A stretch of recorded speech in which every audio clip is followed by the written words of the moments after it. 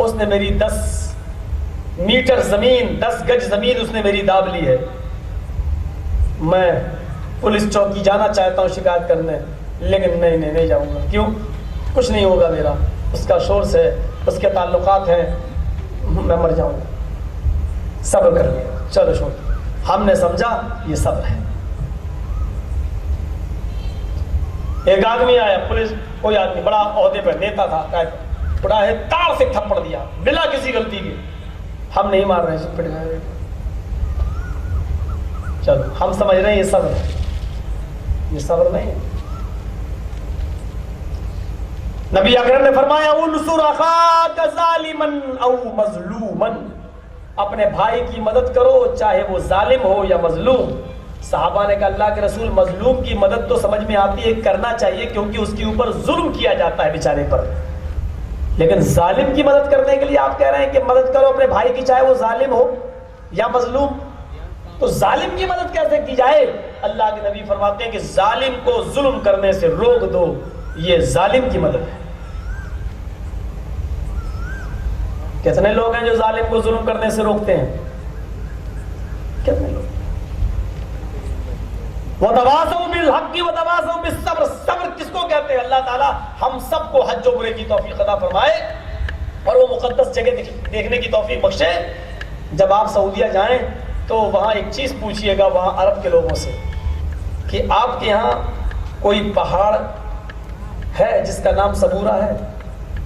عرب میں ایک پہاڑ ہے صبورہ. میرے دوستوں نے جب مجھے بلایا تھا وہاں پروگرام کے لیے سعودیہ میں گیا تھا. جبیل، قصیم، بریدہ اور دمام، ریاض، طائف، مکہ، مدینہ، ان جگہوں پر میرے پروگرام ہوئے تھے، الخبر وغیرہ میں.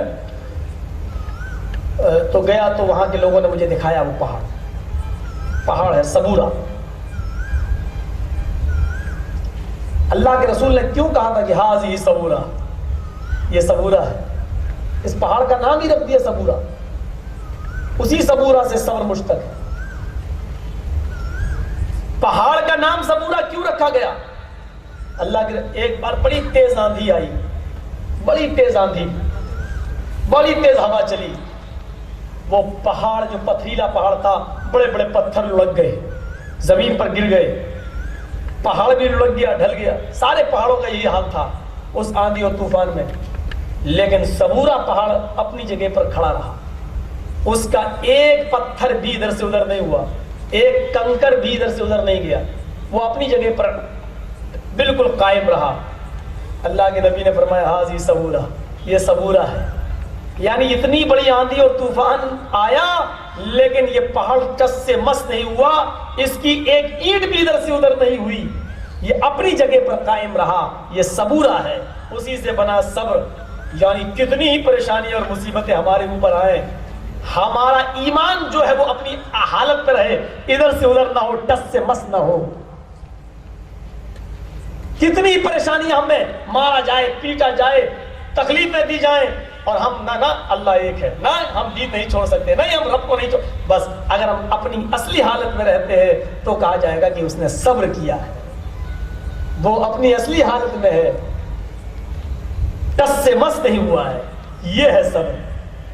اور دیکھ لیجئے قرآن و حدیث میں صبر کے جتنے بھی واقعات آئے ہیں ان واقعات میں یہی بتایا گیا ہے کہ ان لوگوں نے صبر کیا. کیوں؟ کیونکہ یہ اصلی حالت میں رہے، ٹس سے مس نہیں ہوئے.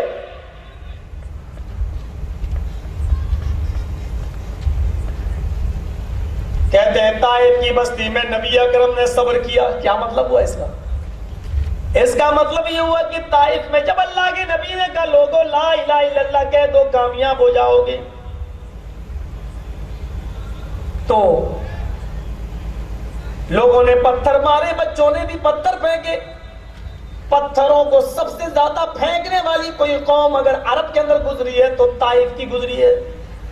اور آج بھی وہاں کبھی آپ کو جانے کا موقع ملے طائف ٹہلنے کا تو ٹہلیے. آج بھی وہاں کے بچے انڈین اور پاکستانی یعنی مہاجر جو دور سے لوگ گئے ہیں ان کو دیکھ کر ابھی بھی کنکریوں پتھر پھینک کے بھاگتے ہیں، چھپ جاتے ہیں. ہمارا بھاگے چھپ گئے، ہم کو بھی 2-3 پتھر مارے. وہ عادت ہے ابھی تک، وہ فطرت بہت جلدی نہیں بدلتی ہے. مکے والوں نے بہت تنگ کیا اللہ کے رسول کو، صحابہ کو، سختی تھی مکہ میں، وہ سختی آج بھی تم کو مکے کے اندر ملے گی۔ مدینے والوں نے نبی کو، صحابہ کو پناہ دی اپنے یہاں، نرمی تھی، جس کے 2 مکان تھے اس نے 1 مکان دے دیا، جس کے 2 کھیت تھے اس نے 1 کھیت دے دیا۔ مدینے میں چلے جائیے، آج بھی مدینہ کے لوگوں میں آپ کو نرمی ملے گی، وہ آج تک نرم مزاج کے چلے آ رہے ہیں، مکے والے آج تک سخت مزاج کے چلے آ رہے ہیں، طائف والے آج تک پتھر مارتے ہوئے چلے آ رہے ہیں۔ فطرت بہت جلدی نہیں بدلتی۔ اللہ کے رسول نے کہا بھی تھا، اگر کوئی یہ کہے کہ پہاڑ اپنی جگہ سے سرک گیا تو یقین کر لینا، اگر کوئی یہ کہے کہ فلاں آدمی کی عادت بدل گئی تو جلدی یقین مت کرنا، کیونکہ عادت جلدی نہیں بدلتی ہے۔ کہا لا الہ الا اللہ کہہ دو کامیاب ہو جاؤ گے۔ اتنے پتھر مارے اللہ کے نبی کے کہ بے ہوش زمین پر گر گئے، ہوش آیا تو خون سے جوتے جم چکے تھے، نکل نہیں رہے تھے۔ اس تکلیف کو جب نبی اکرم صلی اللہ علیہ وسلم نے دیکھا، پتھروں سے پٹنے والی حالت کو دیکھا تو زبان مبارک سے جملہ نکل گیا، انسانی جذبات آپ کے بکھر گئے، انسان تھے، انسانی جذبات مجروح ہو گئے اور کہنے لگے وہ قوم کیسے کامیاب ہوگی، وہ قوم کیسے فلاح پائے گی جو اپنے نبی کو پتھروں سے مارتی ہو، جو اپنے نبی کو ستاتی ہو، اس قوم پر اللہ کا عذاب نہیں آئے گا تو کیا آئے گا۔ لیکن دوسرے ہی لمحہ رحمت للعالمین کی رحمت جوش میں آ گئی اور آپ نے فوراً عذاب والے جملے واپس لے لیے اور فرمایا اللہم اہد قومی فإنہم لا یعلمون، اللہ میری قوم کو ہدایت دے، یہ مجھے جانتی نہیں ہے کہ میں تیرا نبی ہوں۔ اتنا مارا لیکن آپ مستقل مزاج رہے، اپنی جگہ پر رہے، ایمان کس سے مس نہیں ہوا، آپ یہی دعوت دیتے رہے ایک اللہ کی عبادت کرو، ایک اللہ کو معبود مانو۔ یہ صبر تھا، یہی صبر تھا۔ یہ صبر کا معنی ہم نے بدل دیا۔ مولوی صاحب صبر کرو، کوئی آدمی پڑوسی مارے، ہم بیچ میں ارے اس نے بہت مارا، پنچایت بیٹھتی ہے، یہ بے غیرتوں کی، حاجیوں نمازیوں کی، ان کو بے غیرت میں اس لیے کہہ رہا ہوں کہ سعودیہ کا رومال ڈال دیا، لمبی داڑھی، ہاتھ پھیرتے ہوئے آ گئے حساب پنچایت میں۔ اب معلوم ہے کہ وہ پڑوسی مالدار ہے، یہ بیچارہ غریب ہے، اس نے اس کو بہت مارا ہے۔ اب کیا کہتے ہیں، چلیے راضی نامہ کرتے ہیں، تو کیا تم معافی مانگ لو، یہ حساب، یہ ہوتا ہے فیصلہ۔ ارے یہ کیوں نہیں کہتے ہو کہ اس نے جتنا مارا ہے پہلے ٹوٹ، پہلے اس کو اتنا مار۔ میرے علاقے میں اٹاوا کے اندر ایک بہت بڑا آدمی ہے، کوئی اس کا بہوجن سے، مایاوتی سے کچھ اچھا لنک تھا، مسلمان تھا، اس نے ایک پڑوسی کو بہت مارا، اس کے دانت وانت توڑ دیے، منہ سے خون نکال دیا، تو اس نے مقدمہ دائر کر دیا۔ پولیس آنا شروع ہوئی، اب محلے کے سرپنچ لوگ اٹھے، کہنے لگے چلیے فیصلہ، چلو راضی نامہ کرا دیا جائے ان لوگوں کا، کیس ویس کچہری ہوگی تو بہت برا۔ 5 آدمی چنے گئے فیصلہ کرنے والے، اتفاق سے میں بھی وہاں تھا، میرے پاس خبر آئی جرجی صاحب آپ کا بھی نام اس میں پیش کیا گیا، 5 آدمیوں میں آپ بھی شامل ہیں، جب راضی نامے کی بات ہوگی تو آپ بھی چلیے گا۔ میں نے کہا چلیے، آپ لوگوں نے اگر اتنا بڑا مجھے سمجھا ہے اور اس لائق سمجھا ہے تو چلیے۔ بہرحال وہ دن آیا، اتوار کے دن میٹنگ رکھی گئی، تو سارے لوگ اچھا چلیے ٹھیک ہے، یہ وہ سب باتیں ہونے لگی۔ کہا اچھا فاروق بھائی آپ بھی اٹھیے، تھوڑا سا معافی مانگ لیجئے، آپ نے اس کو بہت مارا۔ میں نے کہا ارے یار وہ آدمی کہہ نہیں رہا کہ معافی مانگی جائے اور میں معاف کر دوں گا، اور آپ زبردستی کہہ رہے ہیں کہ معافی مانگو۔ میں نے کہا انصاف کا تقاضا یہ نہیں ہے۔ میں نے کہا یہ بتاؤ اس نے تمہیں کتنا مارا؟ اس نے کہا دیکھ رہے ہو میری حالت۔ میں نے کہا کچھ گواہ تھے؟ تو 2-4 گواہوں کو بھی بلایا کہ ہاں بہت مارا۔ میں نے کہا کہ بھائی پنچایت میں جب تم نے مجھے بٹھایا ہے تو فیصلہ یہ ہے کہ اس آدمی کو اجازت دی جائے کہ یہ بھی اس آدمی کو اتنا ہی مارے جتنا اس نے مارا ہے، البتہ یہ خود اپنی مرضی سے اس کو معاف کر دے تو الگ بات ہے، لیکن وہ اپنی مرضی سے معاف کر نہیں رہا ہے اور آپ خود فیصلہ کر رہے ہیں 25,000 روپئے ان کو دیں گے۔ یہ کون سی بات رہی ہے؟ اس کا دانت توڑ دیا آپ نے۔ وہ کہہ رہا کہ 5 آدمی فیصلہ کریں، اس نے ہمارے اور آپ کے اوپر فیصلہ ڈالا ہے، تو آپ کہہ رہے ہیں 25,000 روپے اس کو دلوا دیے جائیں۔ وہ آدمی 25,000 روپے لینا نہیں چاہتا ہے، وہ آدمی معاف بھی نہیں کرنا چاہ رہا ہے۔ تو فیصلہ تو یہ کہ یہ اٹھے اور اس کو بھی مارے. اب وہ جو مایاوتی کا فیور کا آدمی تھا یہ کیا فیصلہ کر رہے ہیں, 5 آدمی اس لیے رکھے گئے, میں نے کہا اسی لیے رکھے گئے. آخرکار یہی ہوا کہ 35,000 روپے میں توڑ ہوتا ہے اور ہم کو ہٹا دیا گیا. نہیں بولی صاحب تم تو مار غصے سے برباد کر دو ہے نا. اب 4 ہی آدمیوں نے فیصلہ کیا, مجھے ہٹا دیا. میں نے کہا ایسی پنچایت میں خود چھوڑ کے جاتا ہوں جہاں انصاف کی بات نہ کروں. حاجی ہیں, نمازی ہیں, انصاف کی بات ہی نہیں کرتے. مار دیا ٹھیک ہے, اب تم یہ کرو وہ کرو. یہ ہوتا معاملہ, یہ کوئی فیصلہ نہیں ہے. یہ داڑھی والے حاجی نمازی ذرا غور کریں, چلے تو بہت جلدی آتے ہیں پنچ بن کر فیصلہ کرنے. انصاف کی بات نہیں کر سکتے ہو تو تمہارا پنچ بن کر بننا تمہیں ملعون کرتا ہے, لعنت بھیجتا ہے تمہارے. انصاف کی بات غور کیجئے. اس زنیرہ کو دیکھو, سور تو اس نے کیا تھا, اس کی آنکھوں میں دونوں نیزے ڈال دیے گئے, آنکھوں کے ڈھیلے نکال لیے گئے, اس زمین کی اوپر پھینک دیے گئے. ابو لہب نے آنکھوں میں نیزے ڈال کر ڈھیلے نکال دیے آنکھوں کی. کہنے لگا ابو لہب لے تو محمد کے رب پر ایمان لائی تھی, میں نے آنکھوں کے ڈھیلے نکال کر پھینک دیے, تیری روشنی میں نے آنکھوں کی چھین لی. کہتی ہے ابو لہب روشنی تو نے نہیں چھینی, میری آنکھوں کی روشنی گئی تو میرے رب کے حکم سے گئی. لیجیے ابھی یہ مائک میں یہاں توڑ دوں اور کہہ دو لو میں نے مائک توڑ دیا, اور مائک والا یہ کہے کہ جرجی صاحب آپ نے نہیں توڑا, یہ مائک میرے رب کے حکم سے ٹوٹا, تو مجھے غصہ نہیں آئے گا. ارے مائک میں نے توڑا, کہہ رہا میرے رب کے حکم سے ٹوٹا. ابو لہب کو غصہ آ گیا. آنکھوں میں نیزہ میں نے ڈالا, ڈھیلے میں نے نکالے, زمین پر میں نے پھینکے, اور کہہ رہی آنکھوں کی روشنی میرے رب کے حکم سے گئی.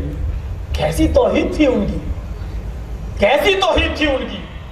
یہاں تو ماں کے پیٹ میں تخلیق اللہ کرے, روزی اللہ پہنچائے, کھانا اللہ پہنچائے, اندھیرے میں اللہ رکھے, بغیر ہوا کے اور بغیر پانی کے اللہ اس بچے کو زندگی دے, 9 مہینے تک پیٹ میں اللہ اس بچے کو جیون دان دے, اور 9 مہینے کے بعد دھڑکتا ہوا دل, دیکھنے والی آنکھیں, سننے والے کان اور سوچنے والا دماغ لے کر جب وہ بچہ پیدا ہو تو کہتے ہیں اجمیر والے نے دیا, کہتے ہیں بریلی والے نے دیا, کہتے ہیں بدایوں والے نے دیا, کچھوچا والے نے دیا. بے غیرت, شرم تجھے نہیں آتی. سب کچھ اللہ کرے اور نام بریلی والے کو دے دو. سب کچھ اللہ کرے اور اس کا شرے باباؤں کو مل جائے, بزرگوں کو مل جائے. کتنی بڑی جہالت ہے. اور یہ سب کچھ کر رہا ہے, توحید دیکھو کتنی مضبوط تھی. آگ گرم ابو لہب کر رہا ہے, نیزہ ابو لہب گرم کر رہا ہے, ہاتھ ابو لہب باندھ رہا ہے, آنکھوں میں نیزہ ابو لہب ڈال رہا ہے, ڈھیلے ابو لہب نکال رہا ہے, آنکھوں کی روشنی ختم ہو رہی ہے. ابو لہب کہہ رہا ہے لے میں نے تیری آنکھوں کی روشنی چھین لی. سب کچھ ابو لہب نے کیا اور اس نے دیکھا, لیکن اس کے باوجود شریر رب کو دے رہی ہے. کیا کہہ رہی ہے کہ ابو لہب یہ سب غلط ہے, روشنی میری تو نے نہیں چھینی, میرے رب نے چھینی. غصے سے آدمی بولا کم وقت ابھی بھی کہہ رہی ہے اللہ نے چھینی. کہنے لگا لوگوں اس کے ہاتھ چھوڑ دو, پیچھے سے کھول دیے گئے. ابو لہب کہتا اگر تیرے رب نے روشنی چھینی ہے تو اپنے رب سے لے کر دکھا, اگر تیرے رب نے چھینی ہے تو اپنے رب سے لے کر دکھا. آئے زنیرہ بتا نیزہ کس نے گرم کیا, کہنے لگی تو نے. کہا تیری آنکھوں میں نیزہ کس نے ڈالا, کہنے لگی تو نے. آنکھوں کے ڈھیلے نکال کر زمین پر کس نے پھینکے, کہنے لگی تو نے. کافر تیری آنکھوں کی روشنی کس نے چھینی, چیخ کر بولی ما ذهب بصری ما ذهب بصری الا اللہ, میری آنکھوں کی روشنی اگر لے گیا تو صرف اللہ لے گیا, تو نہیں لے گیا. سب کچھ تو نے کیا, آنکھوں کی روشنی گئی تو اللہ کے حکم سے گئی. اس نے کہا لے ڈھونڈ, چل آنکھوں کی روشنی اپنے رب سے مانگ کر تو دکھا. وہ زمین پر بیٹھ گئی اور آنکھوں کے ڈھیلے تلاش کرنے لگی اور ڈھونڈ لیتی ہے، تلاش کر لیتی ہے، آنکھوں کے ڈھیلے اٹھاتی ہے، ایک اس آنکھ میں رکھتی ہے، ایک اس آنکھ میں رکھتی ہے، اور اپنے رب کو پکار کر کہتی ہے الہ العالمین صرف چند لمحوں کے لیے ہی صحیح میری روشنی واپس کر دے، تاکہ ان منکروں کو تیری وحدانیت کا اقرار ہو سکے، رسول اللہ کے رب کا اقرار ہو سکے۔ اس نے آنکھ پر ہاتھ پھیرا اور فرمایا اللہم اشفی انت الشافی لا شفاء الا شفاء، سید عالمین مجھے شفا دے، تو ہی شفا دینے والا ہے، تیرے علاوہ کوئی شفا نہیں دے سکتا، شفا اللہ یغادر سقما، مجھے ایسی شفا دے جو پتہ ہی نہ چل سکے کہ میری آنکھیں کب ختم ہوئی تھی، میری بیماری کب ہوئی تھی، میرے آنکھوں کے ڈھیلے کس نے نکالے تھے، بیماری کے جڑ کو نام و نشان کو مٹائے۔ یہ دعا مانگتی ہے، ہاتھوں پر دم کرتی ہے اور آنکھوں پر پھیرتی ہے، اور آنکھوں پر پھیر کر آنکھیں کھولتی ہے، کہتی ہے ابو لہب یہ تیرا نیزہ پڑا ہے، یہ تیری آگ جل رہی ہے، یہ تیرے چمچے کھڑے ہیں، یہ تو کھڑا ہے، میں سب کو دیکھ سکتی ہوں، میرے رب نے میری آنکھوں کی روشنی واپس کر دی۔ ابو لہب بھاگا، کہتا لوگوں بھاگو، محمد تو جادوگر تھا ہی، محمد نے اپنے ماننے والوں کو بھی جادوگر بنا دیا۔ یہ تھا صبر۔ اتنی بڑی مصیبت آئی، آنکھوں کی روشنی گئی، آنکھیں کو ڈھیلے نکالے گئے آنکھوں کے، لیکن اس کا ایمان ٹس سے مس نہیں ہوا۔ یہ ہے صبر۔ ہم نے صبر یہ سمجھا کوئی مارے پٹتے رہے، صبر کر لیں بیٹا، صبر کرو، صبر کا پھل میٹھا ہوتا ہے، یہ تم کہہ رہے ہو۔ کوئی مارے اور ہم پٹے غلطی پر تو یہ صبر نہیں ہے۔ ظلم برداشت کرنا بھی ظلم ہے، ظلم سہنا بھی ظلم ہے۔ اور اگر یہ صبر ہوتا تو اللہ کے رسول کبھی جنگ بدر نہیں لڑتے، یہ صبر ہوتا تو اللہ کے رسول کبھی احد کا میدان نہیں لڑتے، صبر ہی کرتے۔ قاتل کوئی قتل کر دیتا اور آپ مسلمان سے کہتے صبر کرو، صبر کا پھل میٹھا ہوتا ہے، کبھی قاتل کو قتل نہیں کرتے، سزائیں یہ نہیں بناتے، یہ صبر نہیں ہے۔ ہم جو صبر کر لے بیٹا، صبر کا پھل میٹھا ہوتا ہے، یہ کیا بات ہے؟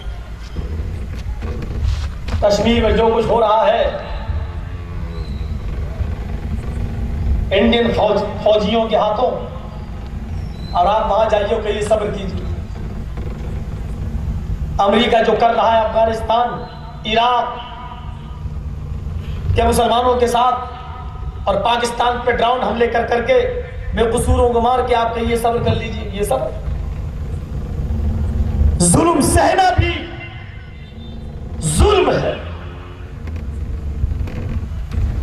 حضرت سمیہ رضی اللہ تعالیٰ عنہ کا صبر دیکھیے، اس اللہ کی بندی کو دیکھیے، بوڑھی ہو چکی ہے، اور سب سے پہلے بوڑھی عورتوں میں اسلام لانے والی وہی عورت ہے۔ یہ الگ بات ہے کہ خدیجہ اسلام لائی سب سے پہلے، لیکن عورتوں میں سب سے پہلے شہید ہونے والی، شہادت پانے والی سب سے پہلی خاتون اگر کوئی ہے تو حضرت سمیہ ہے۔ ابو جہل نے اس کو پکڑا، کہا تیرے گھر میں کون کون ایمان لا چکا ہے؟ جواب دیتی ہے کہ میں بھی مومن ہوں، مومنہ ہوں، میرا شوہر بھی مومن ہے، میرا بیٹا بھی مومن ہے۔ بیٹا بھی پکڑ کے لایا گیا، شوہر بھی پکڑ کے لایا گیا، ادھر بیٹے کے ہاتھ باندھ دیے گئے، ادھر شوہر کے ہاتھ باندھ دیے گئے۔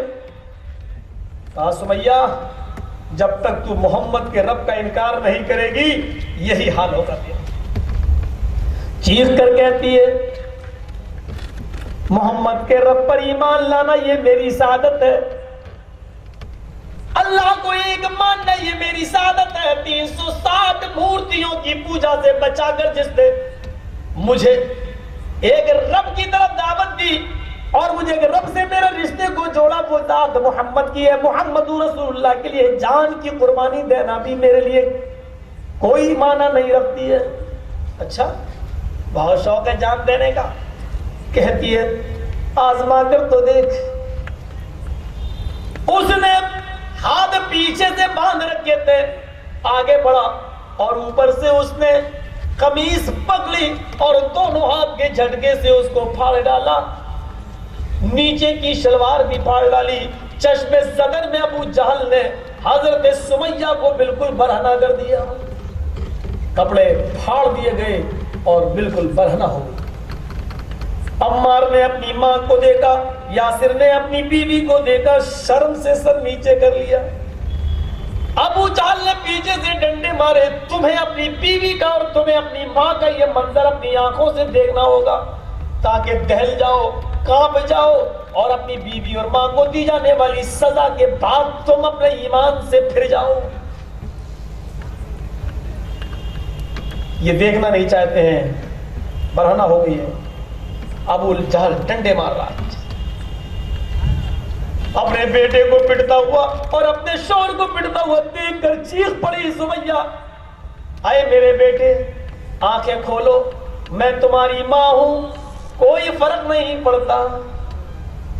میرے پیارے شوہر آنکھیں کھولو، تم نے میرے جسم کو 50 مرتبہ دیکھا ہے، کوئی فرق نہیں پڑتا۔